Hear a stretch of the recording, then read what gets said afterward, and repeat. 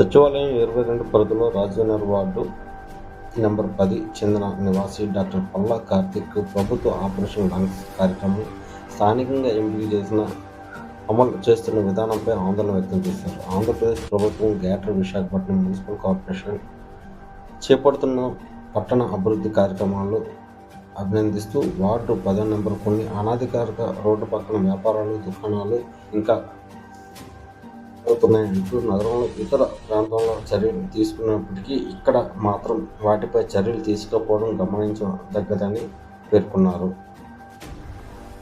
చట్టబద్ధమైన భవన అనుమతులు లేకుండా, సరైన మీటర్ కనెక్షన్ లేకుండా అక్రమ విద్యుత్ వినియోగం జరుగుతుందని అనుమానాలకు వర్తించే వాణిజ్య బండ్లు విధానం పాటించకపోవడం ఉండవచ్చునని సూచించారు. NH5 సమీపంలో ఉన్న ఈ ఎంక్రోచ్మెంట్లు ట్రాఫిక్ రద్దీ పెంచుతూ ప్రజలకు భద్రత ముప్పు మారుతున్నాయని ఆయన పేర్కొన్నారు.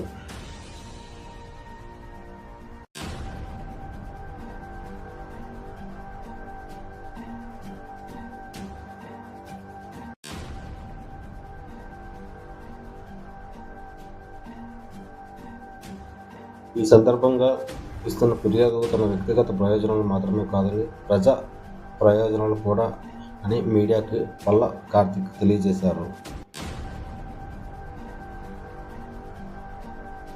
దుకాణాలకు విద్యుత్ వాడుతూ ఉన్నారని, ఇవన్నీ స్థానిక రాజకీయ నాయకులు తెలిసే జరుగుతున్నాయని, ఆపరేషన్ లంగ్స్ పేరిట ప్రభుత్వం ఆస్తులు కాపాడుతున్నాము అని చెప్పుకుంటున్న జీవీఎంసీ అధికారులు ఈ స్థలాన్ని విషయంపై ఎందుకు పట్టించుకోవడం లేదని పల్లా కార్తిక్ ఆవేదన వ్యక్తం చేశారు. ఇదే విషయంపై విశాఖ మున్సిపల్ కమిషనర్ కార్యాలయం నుంచి కమిషనర్ లిఖితపూర్వకంగా ఫిర్యాదు అందజేశారు. ఈ సందర్భంగా ఆయన మీడియాతో మాట్లాడడం జరిగింది.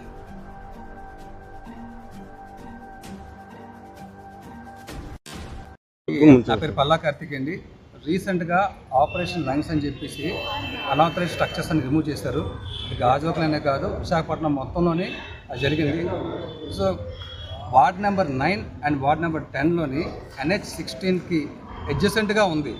అలాంటి లొకేషన్స్లోని టెంపరీ షెడ్స్ వేసుకొని కమర్షియల్ ట్యాక్స్ లేకుండా షాప్స్కి ఎవరు పర్మిషన్ ఇచ్చారు?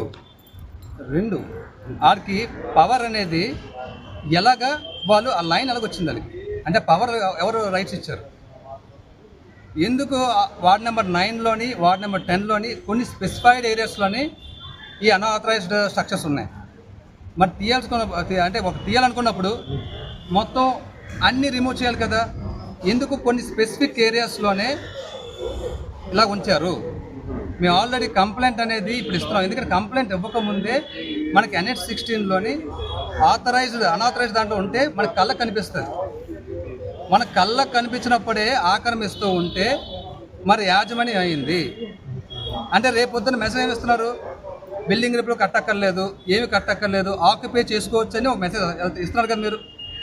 సో దయచేసి అది వార్డ్ నెంబర్ 22 సచివాలయం 22 దీంట్లోని మీరు కావస్తే నేనేమైనా నా మాటలు ఏమైనా అబద్ధాలు ఉంటే నా మీద యాక్షన్ తీసుకోవచ్చు.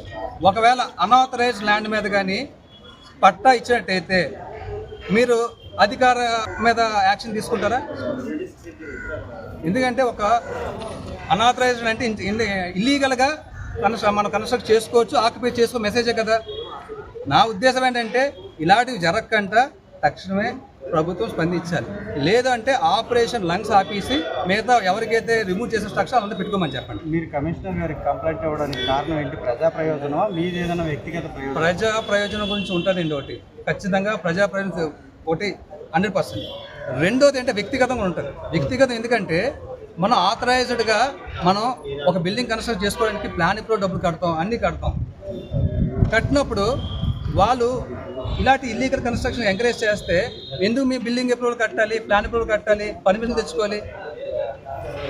ఇది కదా మీకు జరిగిన అన్యాయం. ఇందులో ఏ విధంగా సార్ అన్యాయం అంటే నాకు జరిగిందంటే సమ్ ఎక్స్ ఎమ్మెల్యే పల్లా సంవత్సరం ఫ్యామిలీ అంటే మా గ్రాండ్ ఫాదర్ ఎమ్మెల్యే.